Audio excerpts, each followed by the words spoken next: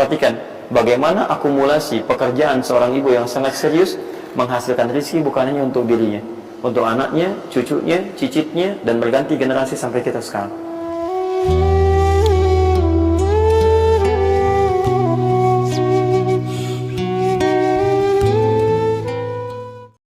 Nah, jadi prinsip yang pertama, kita harus punya komitmen yang kuat dengan Allah. Kata Allah, kerja ya kerja.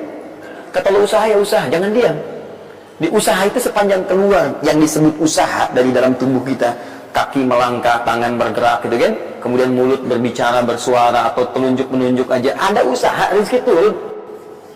Tapi ingat, usaha Anda tidak akan selamanya ada di atas. Mungkin suatu saat akan turun, kan? Mungkin Anda ada di puncak, mungkin suatu saat Anda turun, mungkin kadang ada di puncak, kadang stabil aja.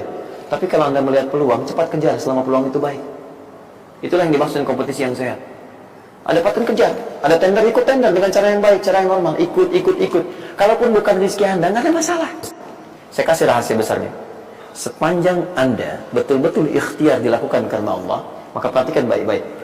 Kadang-kadang Allah seakan menunda apa yang menjadi hak Anda, bukan ingin menunda dan membiarkan Anda tidak mendapatkan sesuatu, tapi ingin memberikan semua nikmat secara sempurna. Karena di atas itu ada nikmat pahala, ada nikmat doa, ada nikmat istighfar, ada nikmat usaha, dan nikmat hasil yang tiada terputus. Lihat sini. Kalau antum sehari berusaha, nggak dapat apa-apa.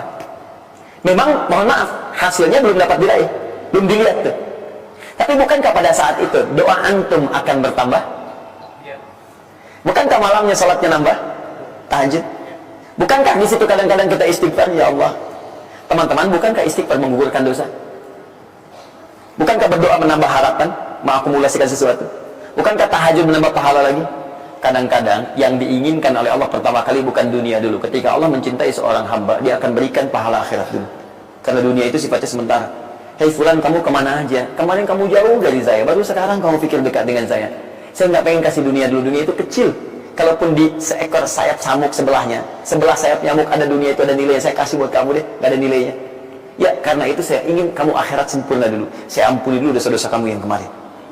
Begitu sudah diampuni, hari kedua istighfar lagi diampuni, saya kasih pahala yang banyak. Begitu pahala udah dapat, dosa udah diampuni, baru dunia diakumulasikan. Karena hukum dunia itu, kalau antum usaha akan terus diberikan. Jadi nggak ada yang nggak dikasih. Jadi kalau antum sehari bekerja ini, kelihatannya nggak dapat apa-apa. Bukan nggak dapat apa-apa, disimpan untuk diakumulasikan.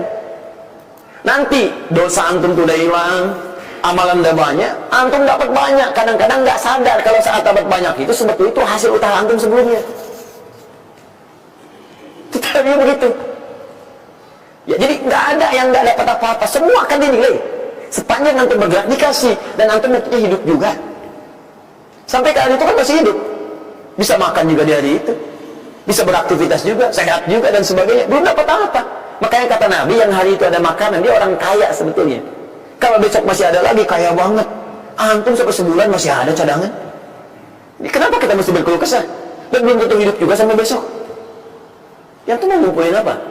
Nah, maka prinsip yang terbaik adalah ketika antum berikhtiar, ikhtiar usaha yang maksimal. Tapi jangan khawatir kalau antum kerja sehari nggak dapat, 2 hari belum ada usaha. Jangan khawatir teman-teman sekalian. Rumus yang mengatakan semua ketika badan bergerak, maka rezeki dituliskan untuk keluar.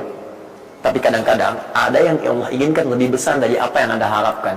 Apa yang Allah harapkan, ikutkan ke situ, maka Anda akan mendapatkan akumulasi bagiannya. Itu yang dilakukan oleh Sayyidah Hajar. Begitu beliau kemudian naik ke Marwah, nggak dapat, naik ke Safa, nggak dapat. Apa pernah tertuliskan dalam riwayat sedikit aja Sayyidah Hajar mengeluh? Tunjukkan kepada saya kitab mana yang pernah menunjukkan riwayat ketika bolak-balik itu, kemudian Sayyidah Hajar berkata, ya Allah, saya kan istri Nabi, saya kesini memenuhi perintahmu, ya Allah, ini udah capek, kenapa belum turun juga? Pernah nggak?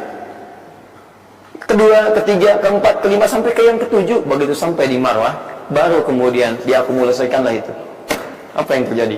Ibunya yang usaha bolak-balik. Akhirnya keluar dari mana?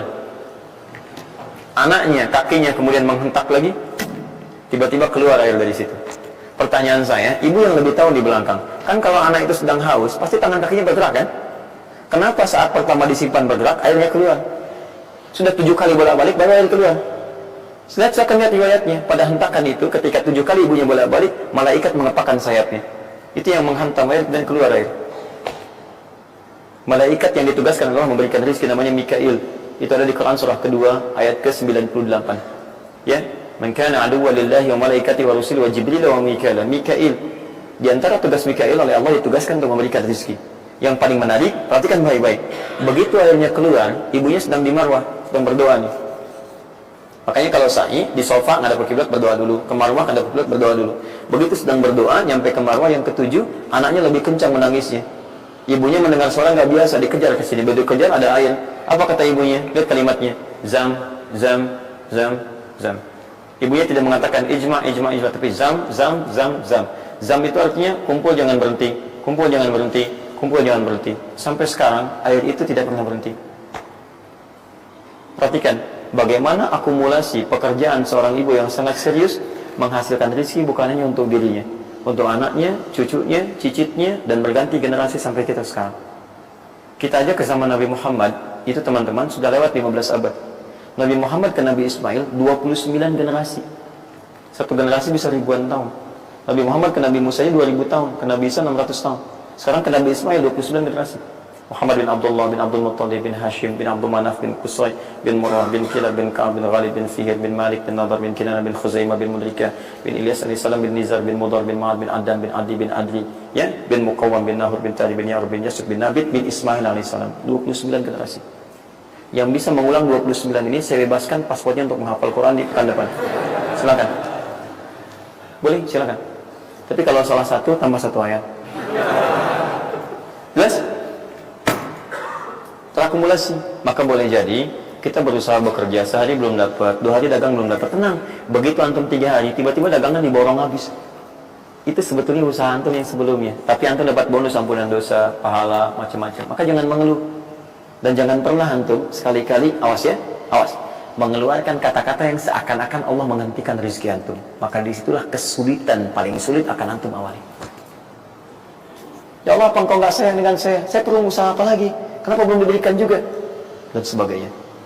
Itu kadang-kadang membuat seseorang kalau sudah kehilangan arah seperti itu sampai meninggalkan agamanya. Itu yang paling fatal.